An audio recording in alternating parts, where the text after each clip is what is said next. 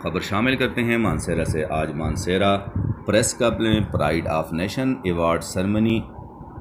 کا انعقاد ہوا، جو برائٹ فیوچر آف پاکستان کی طرف سے تھا، اور یہ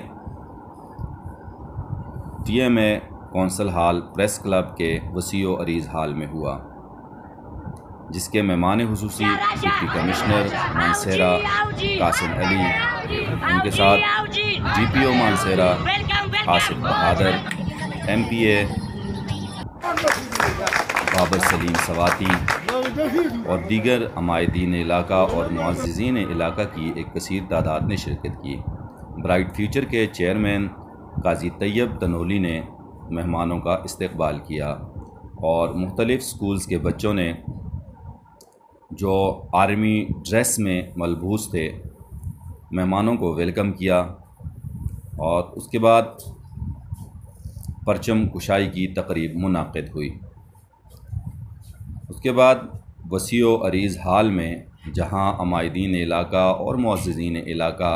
اور مختلف سکولز کے بچوں اور اساتذہ کی ایک کثیر تعداد موجود تھی، باقاعدہ طور پر وہاں تقریب کا آغاز ہوا، مہمان خصوصی کا استقبال کیا گیا اور وہ اپنی سیٹوں پر براجمان ہوئے۔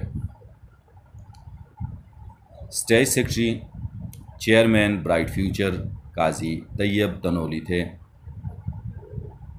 آج کی اس تقریب کا مقصد وہ گورنمنٹ اور پرائیویٹ لوگ جو مختلف محکمہ جات میں خدمات انجام دے رہے ہیں، ان خدمات کے صلے میں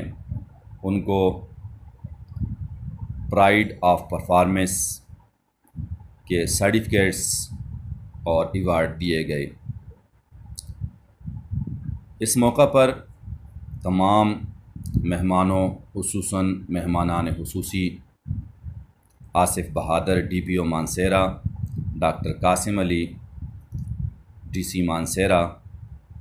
M P A Babar Saleem Swati اور دیگر عمائدین نے اپنے اپنے بیانات میں کہا کہ برائٹ فیوچر آف پاکستان کے بانی جناب اسلم رحمان تنولی اور چیئرمین قاضی طیب تنولی اور ان کی ٹیم کی یہ ایک زبردست کاوش ہے اور بہت اچھی ریت ہے، کیونکہ جب کسی کی اپریسیشن ہوتی ہے تو مزید اس کے کام میں نکھار آتا ہے اور وہ خدمات کو اور بطور احسن انجام دہی کی کوشش کرتا ہے۔ اس موقع پر مہمانان خصوصی کو بھی